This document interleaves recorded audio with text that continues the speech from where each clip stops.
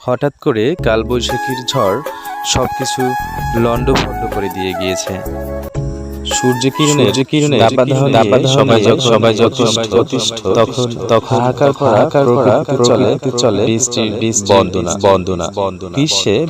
বৃষ্টির বন্দনায় মাতেন এমন মানুষ খুঁজে পাওয়া দুষ্কর।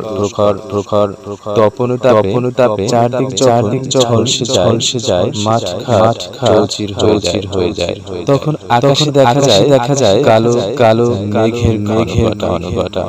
কালবৈশাখী ঝড় তার রুদ্রমূর্তি নিয়ে হাজির হয়।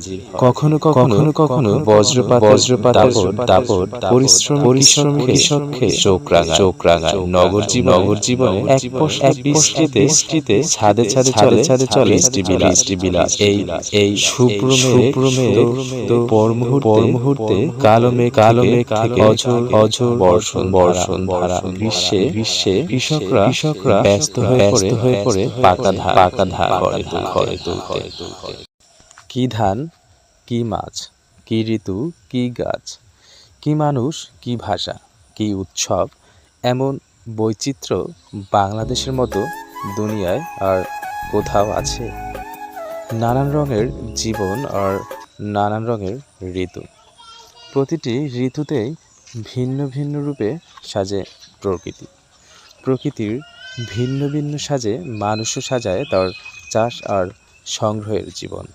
ধীরে ধীরে সব বদলে যাওয়ার দুনিয়ায় আজ জীবনের নানান রূপবৈচিত্র্য বিপন্ন। পৃথিবীব্যাপী তথাকথিত উন্নত আর ধনী দেশের যুদ্ধতাণ্ডব আর প্রকৃতি বিনাশী কর্মকাণ্ডে জলবায়ুজনিত বিপর্যয়ের ফলে খসে পড়েছে আমাদের প্রিয় ঋতুবৈচিত্র্যের রং বেরঙের ডানা। গ্রীষ্মের চেয়ে বর্ষা ঋতুটাই আমার কাছে সবচেয়ে ভালো লাগে।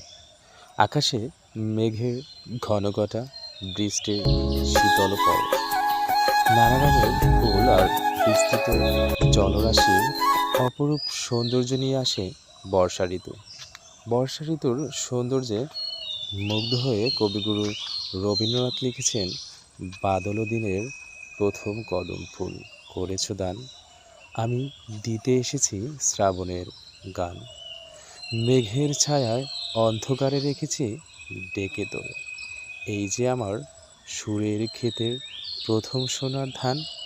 বর্ষা ঋতুতে বরিশালের সাতলা বিলে ফুটে থাকা শাপলা শালুক পদ্ম ফুলের সৌন্দর্য সত্যি নজর কেড়ে নেয়।